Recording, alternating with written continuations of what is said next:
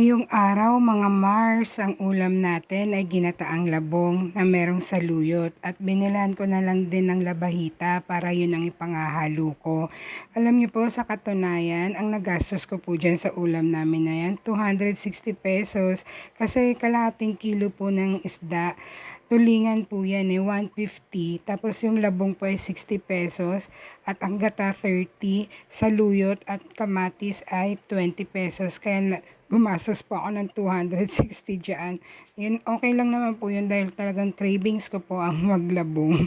At saka kailangan po talaga natin sa araw-araw yung merong gulay mo, 'di ba mga Mars? Para maging healthy tayo at maging maayos or yung katawan po ba natin, 'di ba? Lalo na ako, mas gusto ko talaga yung may gulay lagi sa ulam namin eh. Dahil yung hindi po ako nahihirapan bang sa pagdumi, excuse me po sa mga kumakain o sa mga nakakapanood nito, no? Sorry po. Pero yun nga po, kailangan talaga may fiber ka, may gulay, may prutas, so ayun. Nilaga ko po yung labong dahil po yung binili ko ay sariwa. Pagka laga po niyan, ayan, itatapon ko po yung pinaglagaan niya. Nagsalang po ako ng kawali para po iprito muna yung isda na papartner ko po dyan. Alam niyo po ba, 300 po ang kilo niyan ng tulingan. Tapos kalahati lang po yung binili ko. Pumili po ako ng mga 8 piraso kasi katamtaman lang naman po yung laki niya eh. Parang 2 daliri ko po ba. Yung ganun lang kalaki. Yung 8 piraso po na yun, nagkakahalaga na po siya ng 180.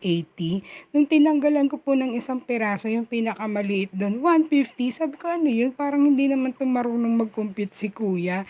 So ayun, binawasan ko po, ginawa ko lang po na 7 piraso para 150 lang siya. Pero alam niyo po, umabot din naman yan or sumakto din po yun hanggang hapunan namin yung ulam namin na yan kahit pipito lang na piraso yung isda. So ayan na nga po, yung pagka-drain ko po ng tubig na nilaga ko yung labong nilagay ko na po yung pangalawang gata. Tapos nilagay ko na yung mga samya niya at saka yung labahita. Alam niyo po yung labahita, humingi lang po ako ng worth 20 pesos. Ay, tama. Hindi ko pala na-add dyan yung labahita ko, So, mga nasa 280 pala yung nagastos ko. Sorry po. Kasi yan nga po. Pinili ko nga lang po dyan mga lagas. Kasi kapag yung isang buo po yung makuha mo, di ba po pag bumibili kayo ng labahita, nasa 25, 30, 40. Ay, sabi ko hindi po. Pengi lang po ako ng mga 20. Kaya yun, mga lagas-lagas. Tapos nung naluto na po yung labong, no, hindi na po makita yung labahita. Nagkanda, na po siya. Alam mo yun, nahalo na po siya dun sa gulay. Pero anyways, andun naman na din yung lasa niya. Tapos may partner naman din kami na isda. So, ayan na po, tignan niyo po. Kasi meron naman po kaming kalan, di ba, na ayan yun, nakikita niyo po, pwede ko po sana yung pagsabay-sabay ng luto. Ang kaso nga lang, kapag ako lang po dito sa bahay, hindi po ako marunong mag-ayos ng kalan namin na yan eh. Siguro nga po nagpapapalit na yung kalan namin ng tawag po dyan, ng regulator. Wala pang budget eh. Next time, pag nagkaroon. So, ayan, naluto ko na po yung pinirito. Lalagay ko na po or ibabalik ko na po yung labong para pagpatuloy ko na yung pagluto ko nito, no? Ginataang labong po yan. 30 pesos po yung gata na binili ko. Tapos dinagdagan ko po talaga yan ng ng sabaw po ba. I mean, inubos ko talaga yung pangalawang gata na nilagay, na binigay sa akin. Kasi para mas masabaw siya dahil ang anak ko nga mahilig sa sabaw eh. Wait nga lang po, may isda. Tignan ko kung ano. Gusto ko din sana yung yellowfin ngayon. Dumaan si Kuya Isda. Yun nga lang, ang laki. Mahigit 2 kilo. Magkano naman yun? Ako, gusto ko lang sana yellowfin din ngayong araw na to. Kaya lalakad din ako pupuntang palengke. Pero yung mga maliliit lang, yung mga sakto lang ng isang palad ko ba?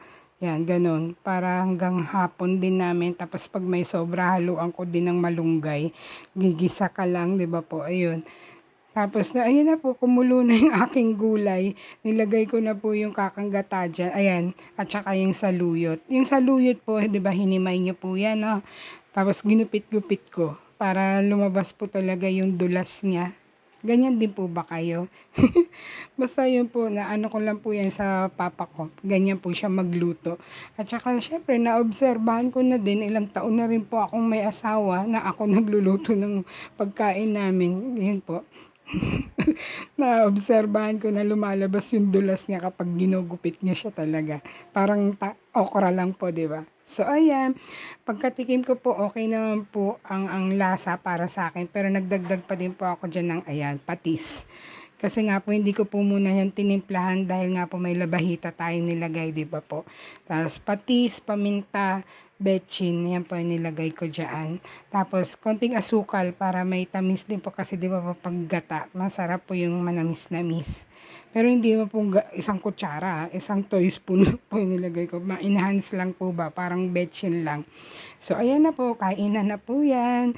Ready na aming pagkain for today's video. Thank you po. Ingat po ang lahat. God bless. See you!